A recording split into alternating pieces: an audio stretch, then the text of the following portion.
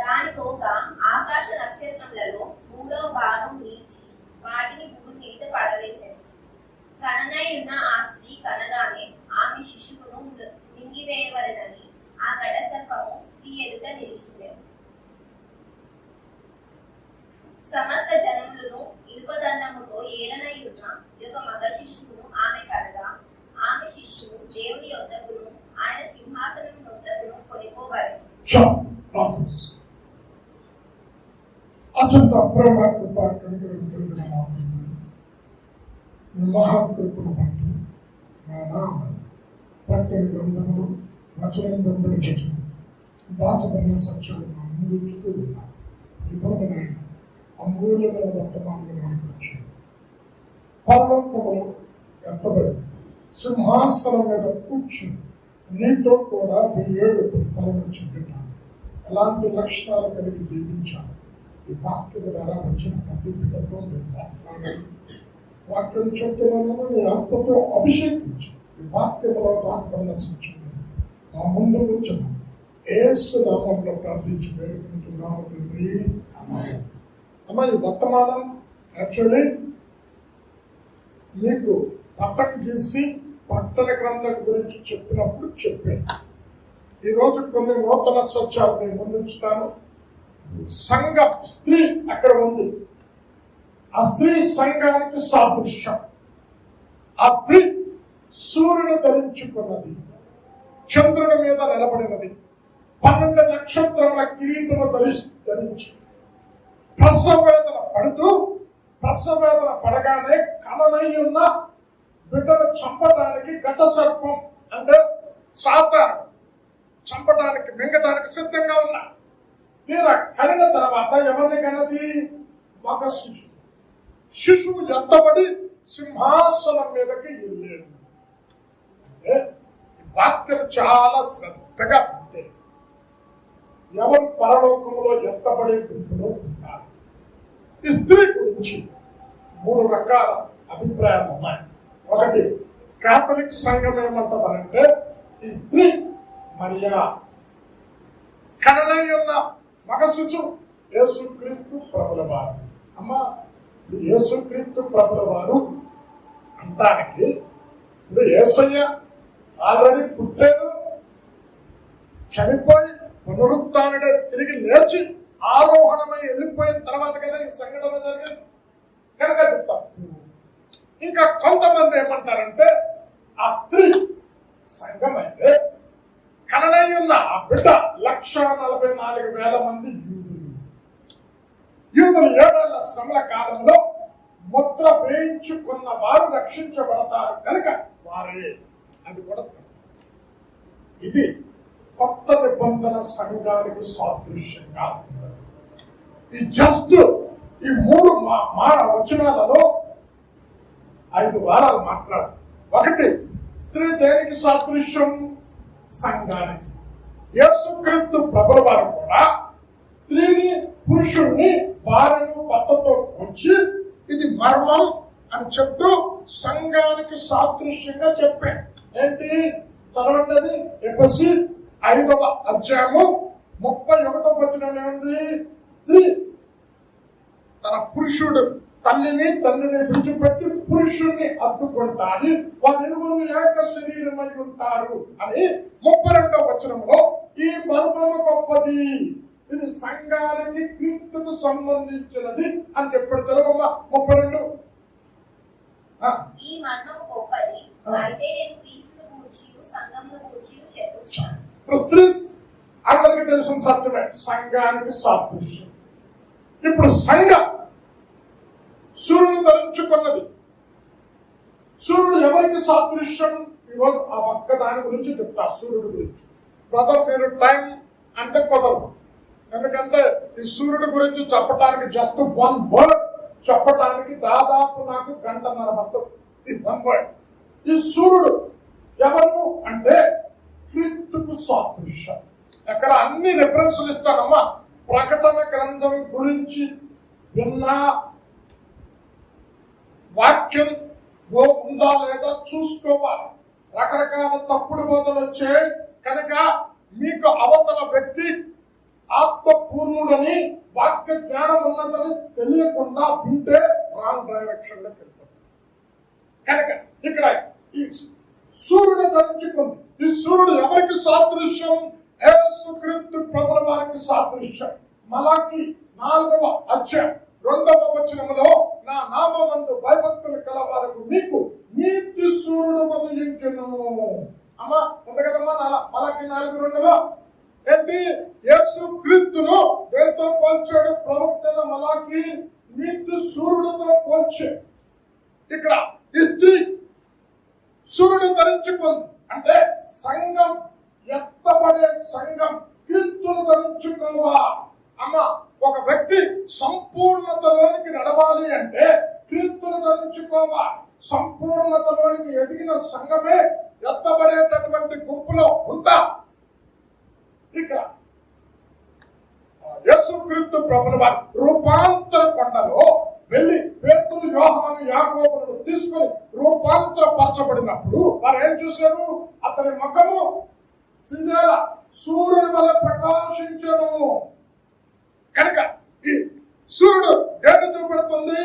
క్రీస్తును చూపెడుతూ ఉన్నది.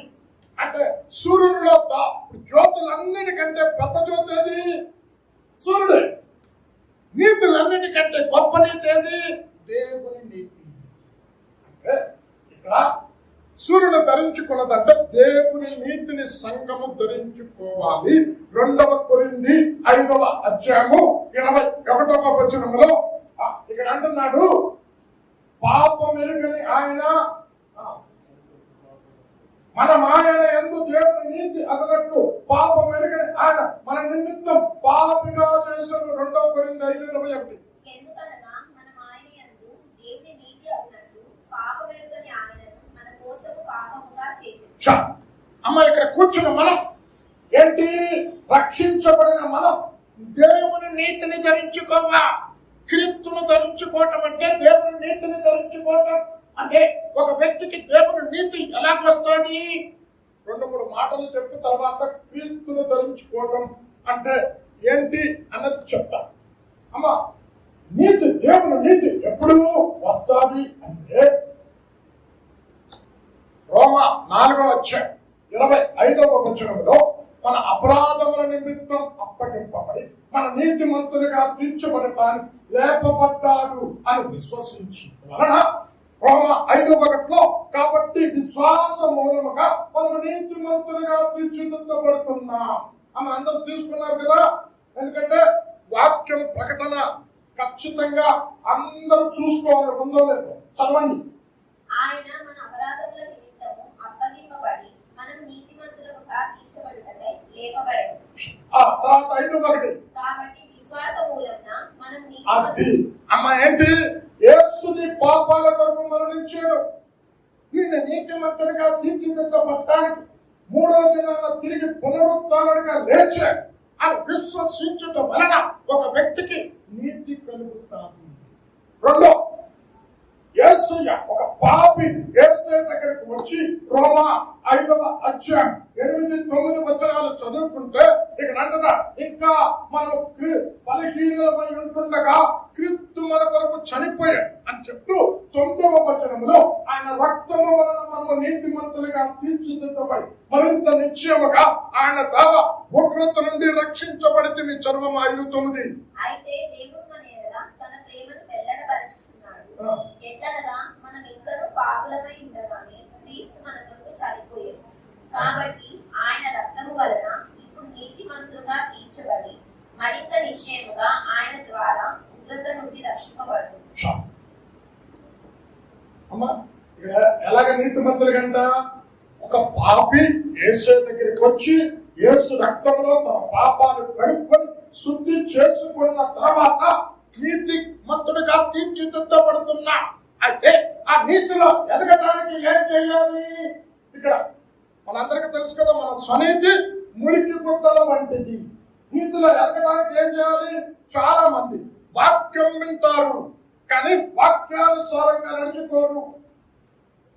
యాకోబు రాసిన పత్రిక 1వ అధ్యాయం 22-23 వచనాలలో మీరు వినువారు మాత్రమై ఉండి మిమ్మల్ని మీరు మోసపరుచుకొనకుండా వాక్య ప్రకారం ప్రవర్తించువారై ఉండండి. ఎవడైనాను వాక్యము విని దాని ప్రకారం ప్రవర్తించిన ఎడల అద్దములో తన సహజ మొహమును చూచుకున్న బుద్ధిహీనుని పోలి ఉండును. ఉంది కదమ్మా. ఏంటి ఇప్పుడు దేవుని నీతి నీలో ప్రారంభం కావడానికి ఏం కావాలి?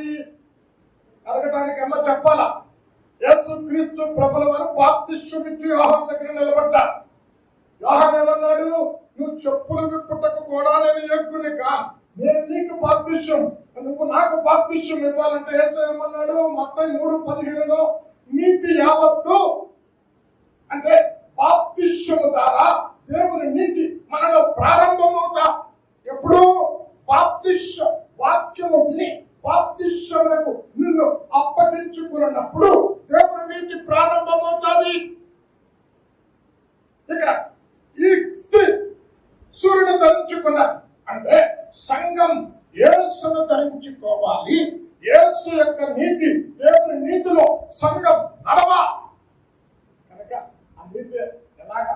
రోమా 2:2 పట్టుకో. ఇక్కడ అంటున్నాడు, ధర్మశాస్త్రము విలువ దేవుని దృష్టికి నీతిమంతుడు కాదు, కానీ ధర్మశాస్త్రము చొప్పున నడుచుకుని వాడు నీతిమంతుడు. రోమా 2:13. ధర్మశాస్త్రము విలువారు దేవుని దృష్టికి నీతిమంతులు కారు, కానీ ధర్మశాస్త్రమును అనుసరించి ప్రవర్తించు వారే నీతిమంతులుగా ఎంచబడు. అమ్మా, ఇక్కడ నీతిని గురించే మాట్లాడుతున్నాం. సూర్యుడు అర్థమైందమ్మా? సూర్యుడు దేవుని నీతికి సాదృశ్యం. ఈ నీతి ఎలాగొస్తుంది చెప్పాను. 3 మీరు చెప్పండి. ఇప్పుడు యేసు రక్తంలో పాపాన్ని కడుక్కోవాలి. రెండోది ఏంటి? నిన్ను నువ్వు వాక్యానికి అప్పగించుకోవాలి. బాప్తిస్మం తీసుకోవడం వల్ల నీటి ప్రారంభం. అయితే ఈ నీతిలో నువ్వు ఎలా ఎదగాలంట? ఇప్పుడు మత్తపు కుండి నీతి. యెషయా 28:17 నాకు 2 గంటలు ఇస్తే కరెక్ట్ గా వివరించారు. ఇప్పుడు మరి అది సమయం లేదు కనుక ఇది ఒక్క వచనం గురించి, వచనం కాదండి, పదం. 28:17 చదవమ్మా. మేము మరణముతో నిబంధన చేసుకొంటిమి, పాతాళముతో 28:17. నేను న్యాయపు కొలనూలుగాను నీటి మట్టపు కుండుగాను పెట్టెదను. అమ్మా, ఇప్పుడు యేసురత్నం పాస్టర్ గారు మట్టపు కుండితో పోల్చాడు నీతి. తెలుసు కదండి మట్టపు కుండు అంటే? మట్టపు కుండు మేస్త్రి కావాలి, వాక్యం గురించి ఇవన్నీ తెలుసుకోవాల్సి వచ్చింది. అమ్మ, మేస్త్రి ఏం చేస్తాడు? రాతితో పొడవు, వెడల్పు, ఎత్తు ఈక్వల్ ఉండాలి. మన నీతిని మట్టపు కుండితో పోల్చు అంటే ఏంటి? యేసు లెక్క నీతిలో నువ్వు వెతకాలి. యేసు యొక్క సారూప్యంలోనికి నువ్వు రావాలి. యేసు యొక్క పోలికలు నీలోనికి రావాలి. వారే ఎత్తబడిన గుంపులో ఉంటా. ఇక్కడ సంఘం సూర్యుని ధరించుకుంది అంటే సంఘం లోకానికి క్రీస్తును చూపెడుతూ ఉంది. మత్తయి 13:43 నీతిమంతులు దేవుని రాజ్యంలో సూర్యుని వల్ల తేజరిల్లుదురు. 13:43. అప్పుడు నీతిమంతులు తమ తండ్రి రాజ్యంలో సూర్యుని వలె తేజరిల్లుదురు. ఇప్పుడు నీతిని ధరించుకోవటానికి అమ్మ మీకు ఇక్కడ ఉన్న వాళ్ళకి చెప్తే how to produce God's righteousness అన్నది 3 మాటలు చెప్పండి. చాలాసార్లు విన్నారు, మీరే చెప్పండి. అమ్మ నువ్వు కూడా విన్నా బాగా చెప్పండి. ఏంటి? ఒక చదివారు కదమ్మా. ఒక పక్కన ఏమన్నారు? విశ్వాస మూలముగా నీతిమంతులుగా తీర్చిదిద్దబడతా అని ఉంది కదా. ఇంకో పక్కన ఏమంటున్నాడు? వాక్యాన్ని నెరవేర్చడం వలన నీతిమంతులుగా తీర్చిదిద్దబడతా. ఇంకో పక్కన ఏమంటున్నాడు? ఇప్పుడు చదవండి. ఎఫెసీ 6:14 దేవుడిచ్చు సర్వాంగ కవచమును ధరించుకుని సత్యమును తట్టి నీతి అని మైమరుపు తొడుగుకొనుడి. చదవండి. ఏలాగనగా మీ నడుమునకు సత్యమును తట్టి కట్టుకొని నీతి అని మైమరుపు తొడుగుకొనుడి. అమ్మ, ఈ రోజు లోతుగా నడిపిస్తాను, జాగ్రత్తగా పొరవ నీ వైపు పెట్టా. ఇక్కడ ఏమన్నాడు? నీతి అని మైమరుపు అంటే కవచంతో నీతిని పోల్చే. అంటే ఈ నీతిలో 2 లక్షణాలు ఉన్నాయి అని పౌలు 1 తెస్సలోనిక 5:8 ఇక్కడ ఏమన్నారు? మనము పగటి భారము కానుక మత్తులమై ఉండక ఇక్కడ అంటున్నాడు విశ్వాసము ప్రేమ అను కవచము నీ రక్షణ నిరీక్షణ శిరస్త్రాణము ధరించుకొని చర్మమ్మ. మనము పగటి వారమై ఉన్నాము గనుక మత్తులమై ఉండక విశ్వాస ప్రేమలను కవచం. ఇప్పుడు మీరు చెప్పండి, కవచానికి ఎన్నున్నాయి? ఎన్నున్నాయమ్మా? సరే సిస్టర్, విశ్వాసము ప్రేమ. దీన్ని దేంతో పోల్చాడు? నీతితో పోల్చాడు. మీకు ఆల్రెడీ చెప్పాను. ఇప్పుడు how to produce God's righteousness. Yesuratnam గారు వెళ్ళలేదు, నువ్వు వెళ్ళావు. దేవుని నీతి సంఘం ధరించుకుంది. ఏంటి? సంఘానికి దేవుడు చేసినటువంటి కార్యం పట్ల విశ్వాసం ఉంచడం వలన నీతి కలుగుతా. ఇక్కడ అంటున్నా ఆ వాక్యానుసారంగా జీవించడం వలన నీతి కలుగుతా అంటున్నాడు. ఇప్పుడు అదే ఆజ్ఞలను ఏమన్నాడు? 14-15 ఎవరైనాను నన్ను ప్రేమించిన ఎడల నా ఆజ్ఞలు కలుగుకుంటారు. కమాండ్మెంట్ ఈజ్ ఈక్వల్ ఏంటి? లవ్. John 14:15. మీరు నన్ను ప్రేమించిన ఎడల నా ఆజ్ఞలను కైకొందురు. అమ్మ ఇక్కడ ఏంటి ఏమన్నాడు? ధర్మశాస్త్రం వింటే నీతిమంతుడు కాదు, చెప్పాలా? నెరవేరిస్తే అంటే ఆజ్ఞలు అంటే ఏంటి? ప్రేమ. ఉంది కదమ్మా, అందరూ అన్నలేని చూసుకో. ఇప్పుడు చెప్పండి, ఒక వ్యక్తి దేవుని నీతి ప్రొడ్యూస్ కావాలి అంటే, ఒక కాఫీ చేసుకోవాలనంటే కాఫీ పౌడరు, నీకు దూదు, షుగర్ 3 కలిస్తే కాఫీ. చాయ్ చేయాలంటే చాయ్ పత్తా, దూద్, షుగర్ 3 లేకుండా అవదు. అంటే దేవుని నీతి ఒక వ్యక్తి ప్రొడ్యూస్ కావాలంటే love plus faith plus commandment is equal God's righteousness. అమ్మ అర్థమవుతుందా? చెప్పండి. ఇప్పుడు ప్రేమ ప్లస్ విశ్వాసం ప్లస్ ఆజ్ఞ ఈజ్ ఈక్వల్ దేవుని నీతి. ఇప్పుడు సంఘం ఏం ధరించుకుంది? సూర్యుని ధరించుకుంది. ఈ సంఘంలో మగ శిశువు ఎత్తబడింది, స్త్రీ ఉండిపోయింది. ఎత్తబడే గుంపులో నువ్వు ఉండాలి అంటే, సంఘం సంపూర్ణతకు ఎదగాలి అంటే క్రీస్తును ధరించుకోవాలి. అంటే నెత్తి మీద క్రీస్తును ధరించుకుందంటే లోకానికి క్రీస్తును చూపెడుతూ ఉన్నది. ఏంటి? క్రీస్తులో ఉండే పోలికలు ఒక 10 నీలో ఉంటే అంతపడుతుంది. ఇంకా అందులోనే కాదు, ఇంకా చంద్రుడు ఉన్నాడు, నక్షత్రాలు ఉన్నాయి, పశువేదన ఉంది, మగ శిశువు ఉంది. ఒక్కొక్క వారం ఒక్కొక్క పదం గురించే. ఇప్పుడు అని అంటున్నాడు. పౌలేమన్నాడు? నేను క్రీస్తును పోలి నడిచిన ప్రకారం చెప్పండి నన్ను పోలి నడవండి. అంటే పౌలు ఎవరి లెక్క మార్చబడ్డాడు?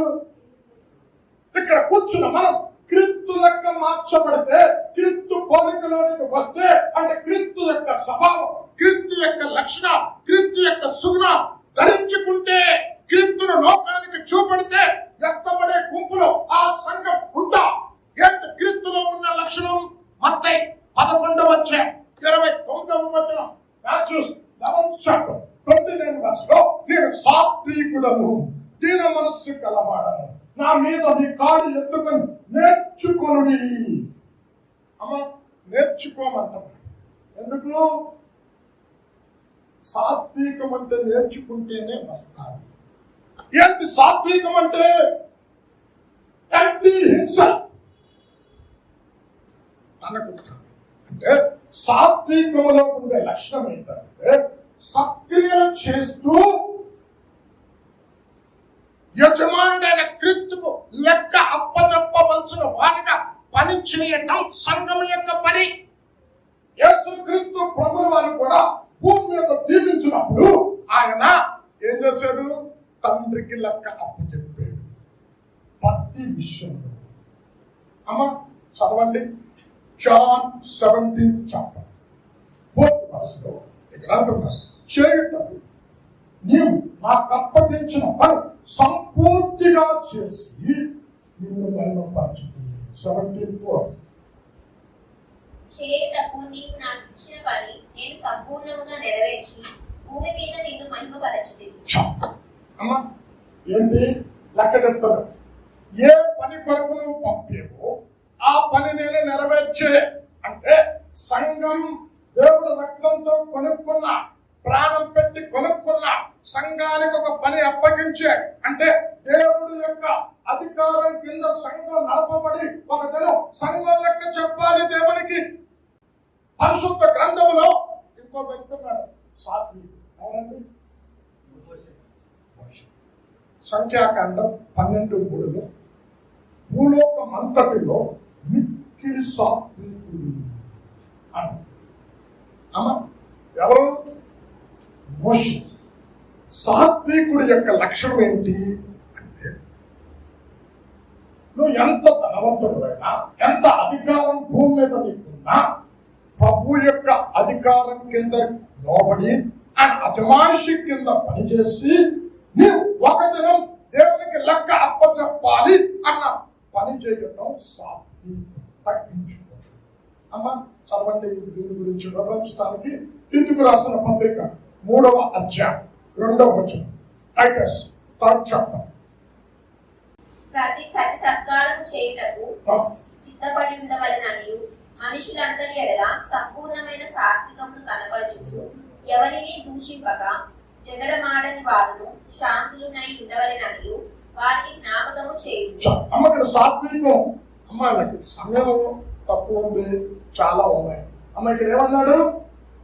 ఎవరిని దూషించక, ఎవరిని జగడమాడక. ఇప్పుడు యేసు దగ్గర తీసుకొచ్చారు ఎవరిని? వ్యభిచారస్తులు. అందరూ ఏం చేస్తున్నారు? పాపాన్ని చూపెడుతున్నారు. ఈమె పాపం చేస్తుంది. ఇప్పుడు పాపము లేని పరిశుద్ధుడు యేసు భక్తుడై చూపెట్టాడా? సాత్వికం ఏం చెప్తుందో తెలుసా? ఇతరుల మీద నేరాలు మోపరు. అది అండర్లైన్ చేసుకుని మళ్ళీ ఒకసారి చదవండి మా మాట.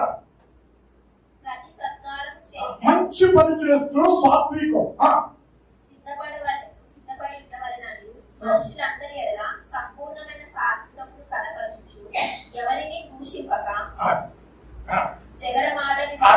ఇప్పుడు మన యేసు ఎవరమ్మా? 42 యెషయా 2.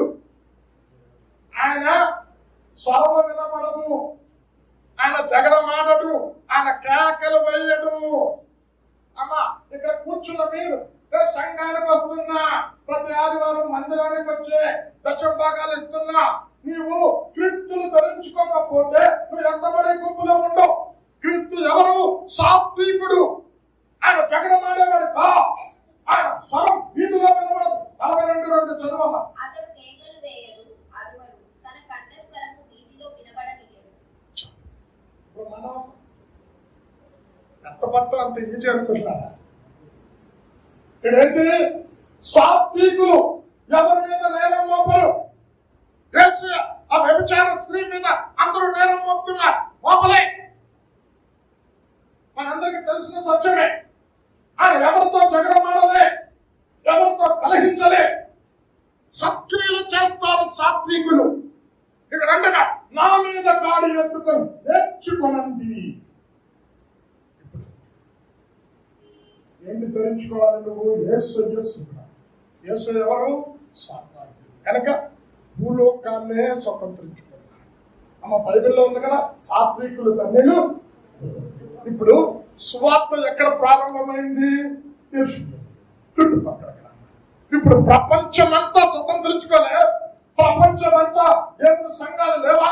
కారణం ఆయన సాత్వికుడు కనుక ప్రపంచంలో ఉన్న అనేక మందిని సంపాదించుకున్న సంఘం సాత్వికాన్ని చూపెడితే, సత్క్రియలు చేస్తే సంఘం ఇతరుల మీద నేరం మోపకుండా, ఎవరితో జగడమాడకుండా ఉంటే క్రీస్తులు సంఘంలో చూస్తారు. లోకస్తులు లోకం క్రీస్తులు వెంబడిస్తా.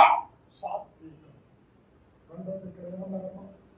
నేను సాత్వికుడును, దీన మనస్సు కలవాడు. దీన మనస్సు ఒక దగ్గర ఉన్నాడు. రారా ఇక్కడ కూర్చుంటాం లేదా? పండం తీసుకునే తిర్రా ఎదురు చెప్తాడు. మనం ఏమంటాం అది అంత తగ్గింపండి అంటాం. అర్హతలు ఉండి ఆధిక్యతలు ఉండి తగ్గించుకోవటం దీనత్వం. ఆయన ఎవరు? దైవ కుమారుడు. ఆయన ఎలా పిలిపించుకున్నాడు? లూకా 19:10 నశించిన దాన్ని బ్రతకి రక్షించటం. ఏమన్నా దేవుని కుమారుడు వచ్చును అని ఉందమ్మా? చెప్పనా? అని ఉందా? ఏమనుంది? మనుష్య కుమారుడు వచ్చింది. చూడండి, నశించిపోతున్న ఆత్మను రక్షించడానికి దైవత్వం కలిగిన దేవుడు వచ్చే అని రాలే. ఆధిక్యతలు ఉన్నా అర్హతలు ఉన్నా ఆయన తగ్గించుకున్నాడు. మనుష్య కుమారుడు. అమ్మా 3 చూపిస్తా. మార్కు 2వ పట్టుకో. ఇక్కడ పక్షవాయు గలవాడిని యేసు దగ్గరికి తీసుకొచ్చి యేసు ఏమన్నాడు? నీ పరిపెత్తుకొని లేచున్నాడు, నీ పాపములు క్షమించబడి ఉన్నవి. అంటే అక్కడ శాస్త్రులకు ఈయన పాపాలు క్షమించుతారంటే మార్కు 2:10 పాపములు క్షమించుటకు మనుష్య కుమారుడికి అధికారం ఉన్నది. 2:10 అయితే పాపములు క్షమించుటకు భూమి మీద మనుష్య కుమారుడికి అధికారం కలదని. అమ్మ ఇక్కడ ఏముందమ్మా? దైవ కుమారుడు అన్నాడా? 3 చోట్ల చూపిస్తాడు. మార్కు 10:45 మనుష్య కుమారుడు పరిచారము చేయించుకొనటకు రాలేదు. అక్కడ కూడా దేవుని కుమారుడు రాలేదు కదా.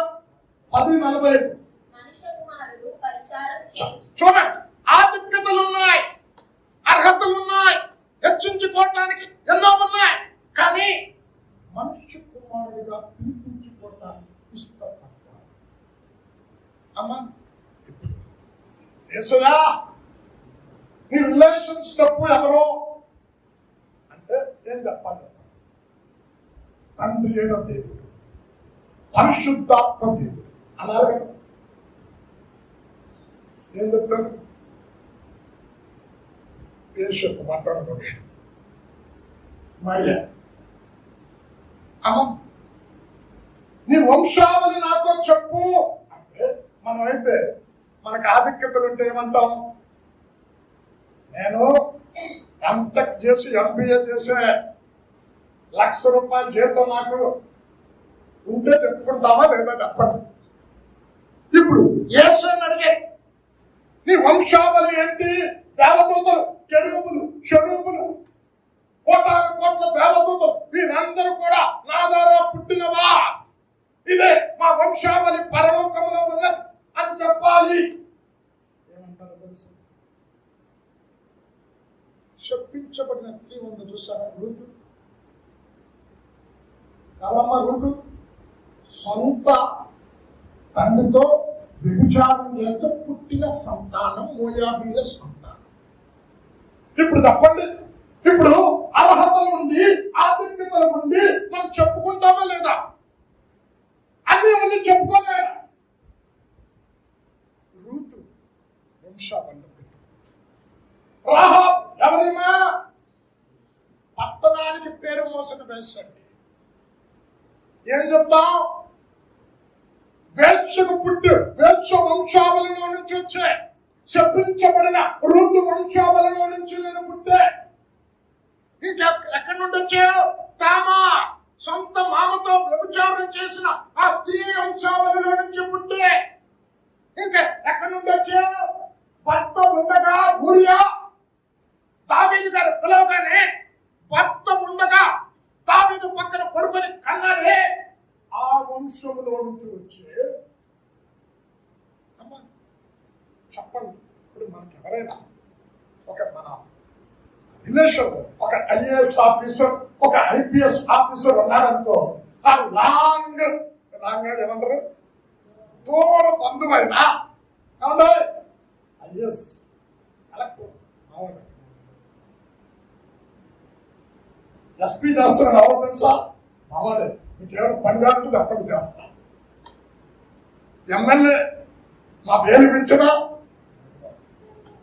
మావాడే. ఇట్టనే ఇలాగైపోతుంది పని. ఆధిక్య ఆధిక్యతలు ఉన్నాయి. అరే మీ తండ్రి పేపరా చెప్పు, సరే చెప్పు అంటే 2 సార్లు అబద్ధం చెప్పాడు కదా. ఎవరమ్మా 2 సార్లు అబద్ధం చెప్తుంది ఎవరు? బైబిల్ చదవడం ఎవరు? అబ్రహాం చెప్పలే. సారా ఏమన్నాడు? 2 సార్లు అన్నాడు. ఇంకెవరు? యూదా వంశంలో నుంచి పుట్టే అని ఎవరో తెలుసా? సొంత కోడలతో వ్యభిచారం చేశాడు. దావీదు కుమారుడు అనిపించుకోవడానికి ఇష్టపడ్డా అని ఎవరో తెలుసా? నిర్దాక్షిణ్యంగా నమ్మకమైన సేవకుడిని హత్య చేసిన హంతకుడు. భార్య ఉండగా పరపురుషుని భార్య తెప్పించుకు అది రాయించుకున్నా అంటే అర్హతలున్నా, ఆధిక్యతలున్నా, హెచ్చించడానికి అన్ని ఉన్నా దీనుడిగా వచ్చి అతి శూరుని ధరించుకున్నది. సంఘం దీనత్వాన్ని ధరించుకోవాలి. ప్రభువా ఏంటి నీ ఫైనాన్షియల్ బ్యాక్గ్రౌండ్ ఏంటి? ఫైనాన్షియల్ బ్యాక్గ్రౌండ్ ఉందండి. ఏముంది? వెండి నాది, బంగారం నాది, భూమియు తన సంపూర్ణతయు, లోకములు తన నివాసులు, ఆకాశ పక్షులు, సముద్రములో జలచర మృగ పశువులు అన్ని నావే అన్నాడు కదా. ఏమన్నాడు? నక్కకు బుర్రెలు ఉన్నాయి, ఆకాశ పక్షులకు గూళ్ళు ఉన్నాయి, మనుష్య కుమారుడు తల వాల్చుకోవటానికి తలమే లేదు. జీవుడు సంఘం క్రీస్తును ధరించుకోవాలి. ఈరోజు మన శరీరంలో వస్త్రాన్ని ధరించుకుంటున్నాం. లోపల ఉన్న శరీరం కనబడదు, వస్త్రం చూస్తాం. సంఘం క్రీస్తును లోకానికి చూపెట్టే సంఘం, ఎత్తబడే సంఘం. ఏంటి సంఘం? ఒకటి సాత్వికుడు, సాత్వికాన్ని ధరించుకోవాలి.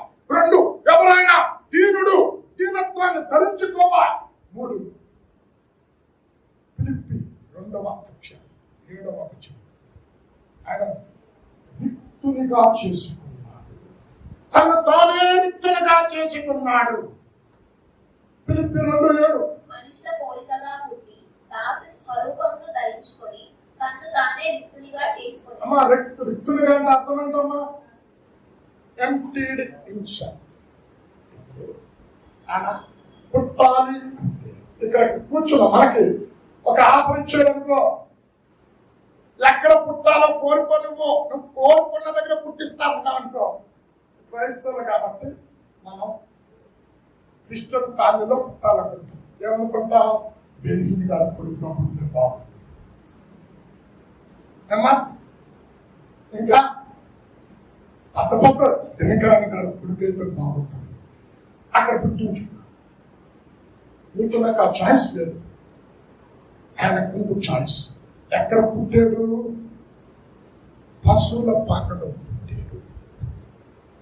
అంటే ఒక పక్కన పేడ, ఒక పక్కన పశువు యూరిన్ పోస్తా ఉన్నది, అక్కడ జన్మించాడు. దుర్గంధములు. ఆయనకి స్థలమే లేదు సత్రములో, ఆయనకి లేదనుంది. ఇంకా ఎలా తగ్గించుకున్నాడు? కనీసం ఆ రోజు బిడ్డకు జన్మనిచ్చిన తర్వాత మందిరంలో కానుక వేయటానికి ఇప్పుడు మిడిల్ క్లాస్ డబ్బున్న వాడు ఏమేస్తాడు? మీకు చెప్పే లేని కారణం మీకు చెప్పినప్పుడు ఎద్దు గురించి నువ్వు కూడా ఉన్నావు. ఒక్కొక్క వారం చెప్పే ఎద్దు, మేక, గొర్రె, పావురం ఒక్కొక్కరు ఒక్కొక్క వారం చెప్పే. ఎద్దు ఎవరికి? ధనవంతులు. గొర్రె ఎవరికి? Middle class. పూర్ పీపుల్ గొర్రెలు ఎవరు కదా. అంటే గొర్రెలు కూడా తెచ్చుకొని కానుక ఇవ్వలేని కడుపేద కుటుంబంలో జన్మించాడు. తను తానే రిక్తునిగా చేసుకున్నా. సమర్థము ఆయనవే. ఎక్కడ కావాలంటే అక్కడ పుట్టొచ్చు, ఎక్కడ కోరుకుంటే అక్కడ పుట్టొచ్చు. కానీ రిక్తునిగా చేసుకున్నాడు, అందరికీ అందుబాటులో ఉండేటట్టు భూమి మీదకి వచ్చే. ఇంకా అలాగా జాన్ 13:4 పళ్ళంలో పాదాలు పెట్టి శిష్యుల పాదాలు కడిగి తువాలతో తుడిచాడు. అబ్బా ఎంత అంతగా వచ్చాడో చూడండి. అమ్మ చదువు 13:45 త్వరగా. భోజన పంక్తిలో నుండి లేచి తన పై వస్త్రము అవతల పెట్టి వేసి ఒక తువాలు తీసుకొని నడుమునకు కట్టుకొనెను. అంతటా పళ్ళెంలో నీళ్లు పోసి శిష్యుల పాదములు కడుగుటప్పుడు తాను కట్టుకొని ఉన్న తువాలు ఉంచుటప్పుడు మొదలు పెట్టాడు.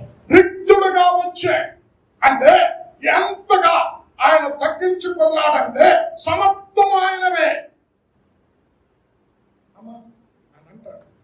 అమ్మ మత్తయి 20వ అధ్యాయం ఇక్కడ అంటున్నాడు. ఇక్కడ అన్యులు గొప్పవారు, వారి మీద ప్రభుత్వం చేస్తారు, అధికారులు వారిని పరిపాలిస్తారు. మీరు అలా ఉండకూడదు. మీలో ఎవడైనా గొప్పవాడై ఉండకూడని ఎడల వాడు పరిచారకుడై ఉండాలి, ముఖ్యుడై ఉండకూడని ఎడల దాసుడై ఉండాలి అని చెప్తూ మొత్తం 20:28లో మనుష్య కుమారుడు పరిచారము చేయించుకున్నటకు రాలేదు కానీ పరిచారము చేయుటకు అనేకులకు ప్రతిగా విమోచన ధనముగా ప్రాణమునర్పించుటకు వచ్చెను. అమ్మా మిత్రుడు ఎలాగొచ్చాడమ్మా? మట్టి మనుషుడు, పాపములో పుట్టి పాపములో పెరిగిన మనుషుడు పాదాలు కడిగినంతగా రిక్తుడిగా మార్చబడ్డాడు. అమ్మ అప్పుడు లూకా 22వ అధ్యాయం ఇక్కడ శిష్యులు అడుగుతున్నాడు. 22-27 ఎవరు గొప్పవాడు? భోజన పంక్తిలో కూర్చుండువాడా, పరిచర్య చేయవాడా? భోజన పంక్తిలో కూర్చున్నవాడు గొప్పవాడు. అయితే మనుష్య కుమారుడు కూర్చోటానికి భోజన పరిచారము చేయటకు వచ్చాడు. 22-27 గొప్పవాడెవడు? భోజన పంక్తిని కూర్చుండువాడా, పరిచర్య చేయవాడా? పంక్తిని కూర్చుండువాడే కదా. అయినను నేను మీ మధ్య పరిచర్య చేయవాని వలె ఉన్నాను. అమ్మ సంఘాన్ని పరిచర్య చేయించడానికి పిలుచుకున్నాడండి. ఈ రోజుల్లో సేవకులు ఎలాగైతే తెలుసా? కాస్త పేరు వచ్చేసరికి, ఒక 1000 మంది సంఘం వచ్చేసరికి, నేను మీటింగ్కి వెళ్తున్నప్పుడు రివైవల్ మీటింగ్స్ కి ఎప్పుడు బ్రదర్ ఆ బైబిల్ కొన్ని నేను మోస్తాను. నాకేది పట్టుకున్నారు బైబిల్ మోసేవాడు కూడా. నేను అన్నా బాబు ఆ బైబిల్ నేనే మయ్యాను భయపడుతూ అని. బాబోయ్ సేవకులు అంతా మీరేంటంటే ఇలాగంటారు. అమ్మా మోసే బాబు యేసు క్రీస్తుల లోకానికి చూపెట్టాలంటే పరిచర్య చేసే సంఘంగా ఉండాలి. ఏమో చెప్పాను? 1 ఏంటమ్మా? సాధ్యుడు, 2 ధీరుడు, 3 రిక్తుడు, 4 John 2nd chapter 17th verse ఇంటిని కూర్చి ఆసక్తి కలిగిన 2:15 ఆయన శిష్యుడు నీ ఇంటిని కూర్చిన ఆసక్తి నన్ను భక్షించిన. అమ్మా ఆసక్తి ఏ విషయాల్లో ఆయనకు ఆసక్తి? ఆత్మ సంబంధమైన విషయాలలో ఆసక్తి కలిగి సంఘం ఉండాలి. మనకు ఆసక్తి ఉంటుంది ఎందుకు? పనికిరాని విషయాల్లో ఆసక్తి. అమ్మా ఇప్పుడు వ్యక్తపడే గుంపులో సంఘం ఉండాలి అంటే సంఘానికి ఆసక్తి ఉండాలి, వేటి విషయంలో ఆసక్తి ఉండాలి. ఇక్కడ ఆత్మ సంబంధమైన విషయాలలో 4-5 విషయాలు చెప్తాను. ఆసక్తి ఉండాల్సింది. రోమా 12వ అధ్యాయం 11వ వచనం, Roman 12th chapter 11th verse ఆత్మ విషయంలో మాంచులు కాక ఆసక్తి విషయంలో ఏమన్నాడు? ఆసక్తి విషయంలో ఆత్మ విషయమై తీవ్రత గలవాడై ప్రభువును సేవించు. ఎలా ఉండాలంట? ఆసక్తి విషయంలో ఎలా ఉండాలి? నిద్రపోతలకు ఉండకూడదు. ఎలా ఉండాలి? తీవ్రత కలిగిన మండే గుండె కలిగి ఉందా, మండే ఆత్మ కలిగి ఉందా, ఆయన ఆసక్తి ఉందా? ఏ విషయం? ప్రార్థించే విషయం ఆసక్తి. మార్కు 1వ అధ్యాయం 35వ వచనంలో ఇంకా చాలా చీకటి ఉంటుండగా అరణ్య ప్రాంతంలో ఏకాంతంగా ప్రార్థన చేయుటకు వెళ్ళను ఆయన ప్రతిరోజు ఎర్లీ మార్నింగ్ ఇంకా పొద్దు సూర్యుడు ఉదయించక మునిపే చీకటిగా ఉంటుండగా ప్రార్థన పట్ల ఆసక్తి కలిగి వెళ్ళావా? చదవమ్మా మార్కు 1:35. ఆయన పెద్దల గడనే లేచి ఇంకనూ చాలా చీకటి ఉండగానే బయలుదేరి అరణ్య ప్రదేశంలోకి వెళ్ళి అక్కడ ప్రార్థన చేయుచుండెను. అమ్మ దేంట్లో ఆసక్తి? ప్రార్థన పట్ల ఆసక్తి. ఇప్పుడు లూకా 4వ అధ్యాయం ఇక్కడ ఇప్పుడు మనం సంఘానికి రండి, ఇక్కడ రక్షించబడిన వాళ్ళు ఎక్కడికి వెళ్ళిపోయారండి? రక్షించబడింది ఇక్కడ. ఇప్పుడు యేసయ్య ఎక్కడ ఉన్నా వాడుక చొప్పున విశ్రాంతి దినమందు తాను పెరిగిన నజరేతు సమాజ మందిరానికి వచ్చాడు. వాడికంటే అలవా 4:16 తరువాత ఆయన తాను పెరిగిన నజరేతులకు వచ్చాడు. తన వాడుక చెప్పునేదమ్మా అలవా. ఎక్కడ ఉన్నా, బేతనియాకి వెళ్ళినా, యెరూషలేముకు వెళ్ళినా, కపెర్నహూముకు వెళ్ళినా, ఇంకా ఎక్కడికి వెళ్ళినా ఎక్కడికి వచ్చేవాడు? విశ్రాంతి దినమందు. ఎందుకు? నిన్ను కన్న తల్లి ఇక్కడ ఉంది, నేను పెంచిన తల్లి ఇక్కడ ఉంది, నీకు ఒక ప్రసవ వేదన పడిన తల్లి ఇక్కడ ఉంది. ఎవరు? సంఘం అనే తల్లి. కనుక వాడుక చెప్పున అక్కడికి వచ్చాడు. ఏంటి? సమాజ మందిరంలో లేఖనాలు. అంటే దేని విషయంలో ఆసక్తి? చెప్పండి దేని విషయంలో? గట్టిగా చెప్పండి. అది ఏంటి? పామాలు ఎక్కువైపోయారా? వాక్యం పట్ల ఆసక్తి. మనకి దాని పట్ల ఆసక్తి ఉండదండి. సీరియల్ ఒకరోజు మిస్ అయ్యానుకోండి, పక్కింటోడికి వెళ్ళి, అక్క నేను బయటికి వెళ్ళా, అలా సీరియల్ చూడలే, ఏం జరిగింది చెప్పు. వాక్యం ఒక వారం రాకపోతే ఏం చెప్పారు పాస్టర్ గారు ఈరోజు? ఒక వారం బైబిల్ స్టడీకి రాకపోతే ఏం చెప్పారు అన్న ఆసక్తి లేదు మనకి. ఆసక్తి కలిగిన వారే ఎత్తబడతా. క్రీస్తును ధరించుకున్నది ఈ సంఘం. యేసయ్య ఆత్మ సంబంధమైన విషయాలలో ఆసక్తి, ప్రార్థించుటలో ఆసక్తి, వాక్యం చదువుటలో ఆసక్తి. ఇంకేంటి? మందిరము పట్ల ఆసక్తి. అదే జాన్ 2nd chapter 14 ఇక్కడ మందిరానికి వెళ్ళేసరికి అక్కడ ఓకలు మార్చేవారు కనిపించారు, పిచ్చుకలు మార్చేవారు కనిపించారు, తాళ్ళను కొరడాల చూసి అంటే మందిరం పట్ల ఆసక్తి కలిగి ఉన్నారు. ఇప్పుడు మీరు తప్పండి, ఈ మందిరం మీరు కదా. ఇప్పుడు మాసంలో ఒక దినం ఏంటి? భోజనం పడుతున్నారు. ఎవరి పని? ఎప్పుడు ఒకళ్ళైనా చెప్పండి. ఇప్పుడు మీకు ఏసీలు పెట్టారు, కుర్చీలు వేయటానికి, పొరటానికి. మందిరం పట్ల ఆసక్తి ఏసీకుంది. మందిరాన్ని శుభ్రం చేయడంలో ఆసక్తి ఉంది. మనకుందా ఆసక్తి? నెలలో ఒక్కసారి భోజనం పెడితే మనం అమ్మో, నేను ఎవ్రీ మంత్ 2nd Sunday గాజు గ్రామం చర్చిలో లేడీస్, ముసులు అందరూ అయిపోగానే మొత్తం కుర్చీలు ఉంటాయండి పొడుగున. వాళ్ళే కుర్చీలన్నీ యవనస్తులు పడాలి. లేడీస్ సాఫ్ట్వేర్ ఇంజనీర్స్ ఒక్కొక్కరు లక్షల జీత ఒక్కొక్కరు వేసుకొని అంత పెట్టి అప్పుడు వెళ్తారు. నాకు ఆశ్చర్యం వేస్తుంది. పాస్టర్ అని చెప్పలేదండి, ఆలోచిస్తా. ఎందుకు? మందిరం పట్ల ఆసక్తి. మందిరం శుభ్రంగా ఉండా, ఇది నా మందిరం, ఇక్కడ నేను రక్షించబడ్డాను. మందిరం పట్ల ఆసక్తి, వాక్యం పట్ల ఆసక్తి, ప్రార్థన పట్ల ఆసక్తి, సువార్త పట్ల ఆసక్తి. జాన్ 4th chapter ఇక్కడ యేసు అమ్మ మీకు ఇంతకు చెప్పి యూదులు సమరయలో నుంచి వెళ్ళారు. మీకు ఎగ్జాంపుల్ కూడా ఇచ్చింది. ఇప్పుడు నేను ఒకప్పుడు చప్పల బజార్లో ఉంటుంది. చప్పల బజార్ అంటే కోటి దగ్గర ఉంటారు కదా, 86 నెంబర్ బస్సు, నెంబర్ 1.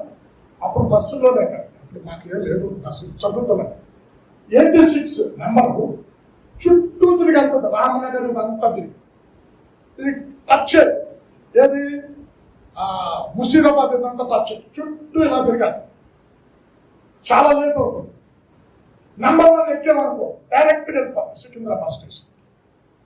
అయితే ఇల్లు ఇక్కడ ఈ ప్రదేశం కలవకూడదని యెరూషలేముకి వెళ్ళాలని అంటే యోదయాన్ని చూసలేము ఇలా ఇలా కలకుండా ఇలా చుట్టూ తిరిగేస్తారు. ఎందుకు? సమరయులతో సాంగత్యం చేయాలి. ఆయన కొంతమంది అంటారు ఈ ఎండలో శుభార్తలే సిగ్గుండా ఆ మాట అంటారు. మిట్ట మధ్యాహ్నం దేవుడి కంటే గొప్పదానివా? మిట్ట మధ్యాహ్నం 12 గంటలకి సువార్త పట్ల ఆసక్తి కలిగి, ఆత్మల పట్ల ఆసక్తి కలిగి నడిచి వెళ్ళాడండి. ఈరోజు కాలంలో మనం ప్రయాణం చేయడానికి ఎండ చెమట వస్తుంది, తట్టుకోలేను. తట్టుకోకపోతే చావు. దేవుని సామలో సత్యం మంచిదే కదా. చదవండి యోహాను సువార్త 4వ అధ్యాయం 4 నుంచి 6 వరకు చదవండి. ఆయన సమరయ మార్గమున వెళ్ళవలసి వచ్చాను కనుక యాకోబు తన కుమారుడైన యోసేపుకి ఇచ్చిన భూమి దగ్గరనున్న సమరయలోని సుగాలను ఒక ఊరికి వచ్చాను. అక్కడ యాకోబు బావి ఉండేది కనుక యేసు ప్రయాణము వలన అలసి ఉన్న రీతిని ఆ బావి యొద్ద కూర్చుండేది. అప్పటికి ఇంచుమించు 12 గంటలు. అమ్మ ఎన్ని గంటలమ్మా నడిచాలని మీరు చూద్దాం. మనకు వెహికల్స్ కావాలి, మంచి వాతావరణం కావాలి, సేవ చేయాలంటే ఏమమ్మా ఆయన దేవుడు కదా. ఆయన పరలోకంలో ఆయన సింహాసనం మీద కూర్చొని ఆటలు వేస్తాడు. మరి ఇక్కడ ఎలాగొచ్చాడు? సువార్త పట్ల ఆసక్తి, మండు టెండలో కాలి నడకన నడిచి ఒక్క ఆత్మను రక్షించడానికి సమరయకు వచ్చాడు. సువార్త చెప్పే సంఘాలే లేవండి. సువార్త చెయ్యని సంఘాలు డెడ్ చర్చెస్. ఇప్పుడు అంతో ఎంతో ఎప్పుడో చేస్తున్నారు, మోసం అనిపిస్తున్నారు. డినామినేషన్ చర్చిలు మీకు తప్పండి వాక్యం. లోకస్తుల సంగతి ఏంటి? రక్షణ లేని సంగతి ఏంటి? చదవండి యోహాను సువార్త 9:4. పగలు ఉన్నప్పుడే నన్ను పంపిన వారి క్రియలు చేయవలను, రాత్రి వస్తున్నది. 9:4. పగలున్నంత వరకు నన్ను పంపిన వారి క్రియలు మనము చేయుచున్నవలెను, రాత్రి వచ్చుచున్నది, అప్పుడు ఎవడనూ పని చేయలేడు. అంటే అర్థమేంటమ్మా? అర్థమేంటండి? పగలు రాట్లే, కృపాకాలము ఉన్నంత వరకే పని చెయ్యాలి. రాత్రి వస్తుంది అంటే దారాలు ముయ్యబడేరు. ఆల్రెడీ మన ఇండియాలోనే 14 స్టేట్స్ లో యాంటీ కన్వర్షన్ బిల్. మన రాష్ట్రం ఇంకా రాలే. అమ్మా పగలు ఉన్నంత వరకే ద్వారాలు తెరిచినప్పుడే చెయ్యండి పని. సువార్త పట్ల ఆసక్తి కలిగి ఉన్నా. అమ్మా ఎంత చెప్పాను? ఇంకా చెప్పండి చెప్తా, లేకపోతే నెక్స్ట్ గ్రూప్ కంటిన్యూ మీ ఇష్టం. ఇంకోటి చెప్తారా? ఒకటి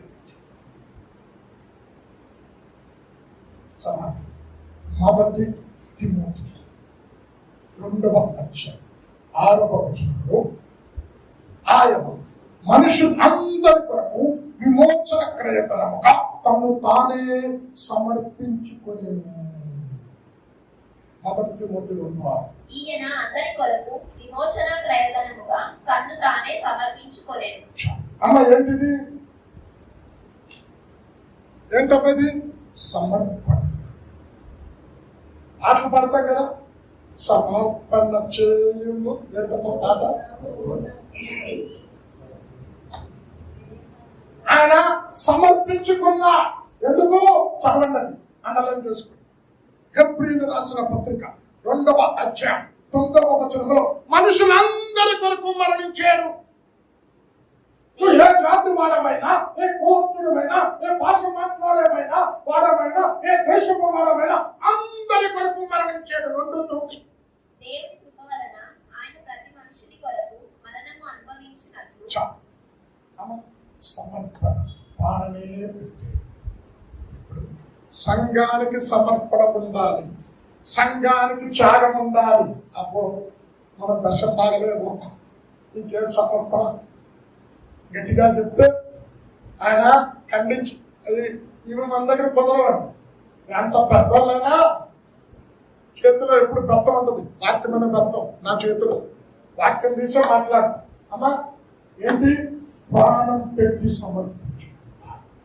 సంఘానికి సమర్పణ ఉండాలి, సంఘానికి త్యాగం ఉండాలి.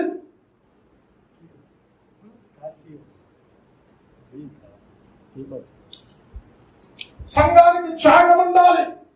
ఏంటి అమ్మ? 4-5 వ్యక్తులు త్యాగం చూపిస్తారు. నీ త్యాగం ఏంటో గలతీ 4 ఇక్కడ గలతీ భక్తుడైన పౌరుడు సాధ్యం అయితే పరిచర్య పౌరు ద్వారా జరుగుతుంది.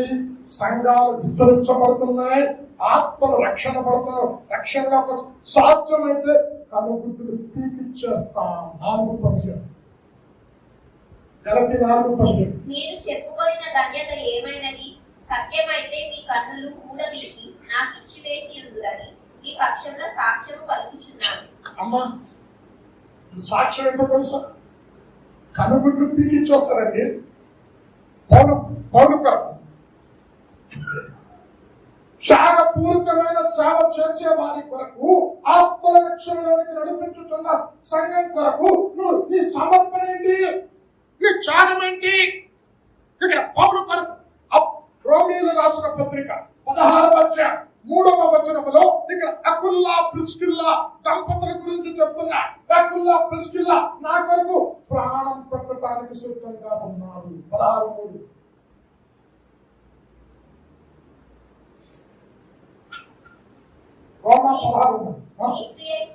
నా జత పనివారైన ప్రిస్కిల్లాకును ఆకులకును నా వందనములు చెప్పుడి. వారు నా ప్రాణము వరకు తమ ప్రాణములను ఇచ్చుటకైనను తెగించిరి. ఎలాంటి దంపతులండి! ఎందుకు తెగించారు చెప్పండి?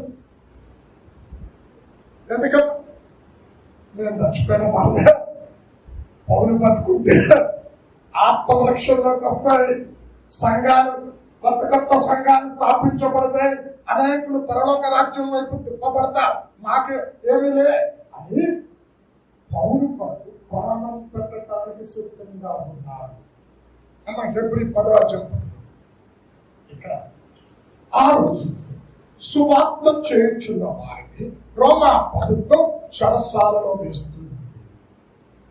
అంటే హెబ్రీ సంఘం అన్నారు జామీను నుండి వారిని విడిపించడానికి వారి సాక్ష్యం కూడా పోగొట్టుకోవడానికి ఇష్టపడ్డారు. 10:34 హెబ్రీ. ఏడాగనగా మీరు ఖైదులో ఉన్న వారిని కరుణించి మీకు మరి శ్రేష్టమైనది స్థిరమైనదినైనా స్వాస్థ్యం ఉన్నదని ఎరిగి మీ ఆస్తి కోల్పోవుటకు సంతోషంగా ఒప్పుకోండి. అమ్మ ఇప్పుడు తప్పండి, దేని కొట్టుకున్నారు?